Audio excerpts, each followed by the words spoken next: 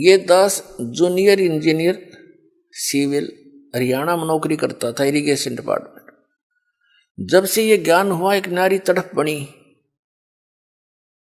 और ये सोचा करता था कि भगवान ये सभी मेरे जैसे दुखी हैं, सभी परमात्मा के लिए भटक रहे हैं। कोई सालासर जाता है, कोई वैष्णो देवी, कोई अमरनाथ के इतनी भयंकर पहाड़ियों पर चढ़ जाता है, वहां मर भी जाते हैं बर्फीले तूफानों से, फिर भी जाते हैं, अगले दूसरे हिचकते नहीं।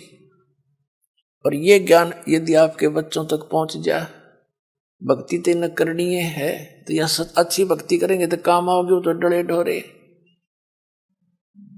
और कुछ फिर ये हुआ था कि असंग जन्म हो गया, हमने ये नौकरी करते हैं कि तो बालक पैदा करके न पालते पोसते, राजा भी बन दिए, परमात्मा का विधान बताता है, फिर गधे भी बन गए। तो ये सोचा था दास ने कि भगवान दया करे, उसका प्रचार करूं। जब तक आदेश नहीं था नाम का, तो भक्तों से मिलता था, अपने मित्रों से, रिश्तेदारों से, घर वालों से, सबको कहता कहवाता, और जो समझ जाता नाम दिलवाता था अपने पूज्य गुरुदेव जी से। फिर और मन में ये सोचा करता कि इस नौकरी ने छोड़ छाड़ के अपनी तो भक्ति करूं, इसमें तो सारा दिन सिर दर्द रहता है। लेकिन वो भी हमारी अपनी बालक वाली सोच थी। लेकिन परमात्मा का ज्ञान तो ये कहता है कि डेरे डंडे खुश रहो, खुश रह लेना मोक्ष, द्रुपरलाद भी पार हो गए, फिर गृहस्थी में के दोष। तो फिर दिल सा डटे था। फिर गुरुदेव ने आदेश दे दिया एक दिन के नाम दिया कर तू, आज से मेरा आशीर्वाद तेरे साथ होगा, विश्व में तेरे समान संत नहीं होगा। मैं उनके मुंह की तरफ देख रहा था।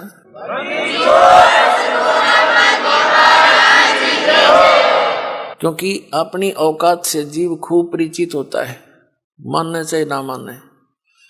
मुझे अपनी सतीथि का पता था कि जितना वजन इन्होंने दास पर रख दिया इस योग्य नहीं है, फिर भी मेर है उनकी, गुरु मेर करें तो कागज हंस बना दे। तो उन्होंने कहा तेरे साथ रहूंगा, चिंता मत करना। और आज से सभी जितने उनके शिष्य थे सबसे कह दिया था कि आज के बाद मैं तुम्हारा गुरु नहीं हूं, आज से दोबारा इससे उपदेश ले लो और इसको गुरु बनाओ, इससे तुम्हारा मोक्ष होगा। अब यह बात भी नहीं हमारे गले उतरे थी कि उन तो मौज है उनकी।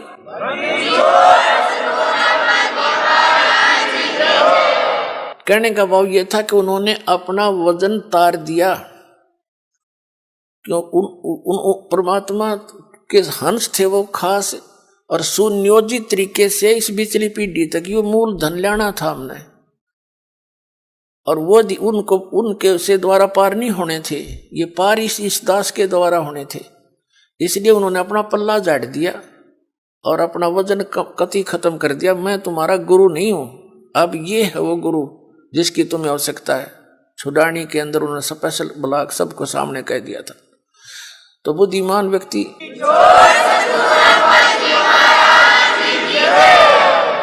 तो पहले तो यूं था भी चलो परमात्मा का भी दान है, भक्ति भी करेंगे, अपने बच्चा में भी रहेंगे।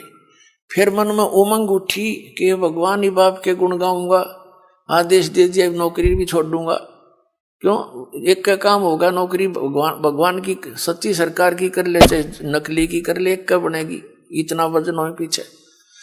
तो फिर ये पाठ सत्संग की अधिकता होगी। सन 1995 में दास ने सर्विस त्याग दी और खुशी मनाई थी कि मैं चलो असंग जन्म का झंझट था इब निमट गया, अपना भक्ति करूंगा, अच्छे भगत मिलेंगे, सब ते प्यार तरह करेंगे, ज्ञान सुनाया करूंगा। अब मैंने सोचा था कि अब मैं चैन से रहूंगा। अब इसमें देखा इस जितना झंझट की तरह पाया कोई ना। साची को कबीर साहब कहे हैं, साची को और मारना है, भला करूं और बुरा बतावें। वो नए सिरे तो और संघर्ष शुरू हो गया।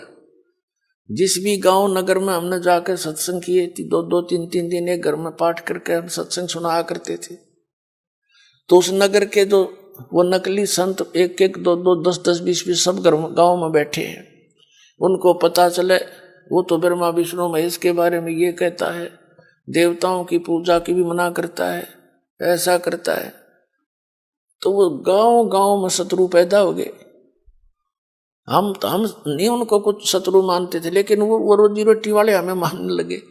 तो यहां तक बात बढ़ती बढ़ती फिर आपने पता है क्रोथा कांड करा दिया इन दुष्ट लोगों ने। ये जनता के हितैषी नहीं, और जिन्होंने भी परमार्थ की चेष्टा की है ये सदा आगे अड़ते रहे। जैसे ईसा मसीह जी ने सच्चाई कहने की चेष्टा की थी, करस करवा दिया इन दुष्ट लोगों ने। कबीर परमेश्वर जी ने सच्चाई की ढोल के डंके पे इन्होंने वो दुख दिए, इन नकली गुरुओं ने।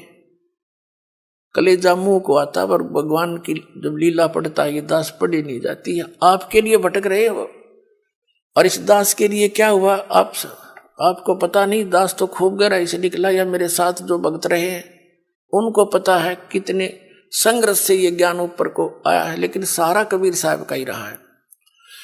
तो दास ने ये सोचा था कि इसमें चैन से रहूंगा, इस जितना दुख तक इतना भी ना पाया। लेकिन अब ये दुख एक बार दास ने हो लिया। कुछ भगत हमारे साथ थे, उन्हें जेल तक जाना पड़ गया इस परमार्थ के लिए। इसी जेल तक सोबे मिलो हमने, जो भगवान के बच्चे उभर जाए, जनता का कल्याण हो जाए।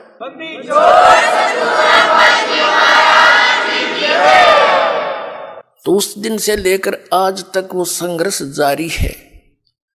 लेकिन अब परमात्मा की दया होगी कि परमात्मा के बच्चे इन प्रमाणों को देखकर अब इनका यो ज्ञान समझ में आ गया, इन्हें सो आ गया। पहले तो सुहा हुआ ही नहीं था, टीवी ऑन करें थे और यूं पता ये सुनने को मिल जाए ब्रह्मा विष्णु महेश नासुआ ने टीवी बंद कर दे थे, 36 गाल दास ने दे थे।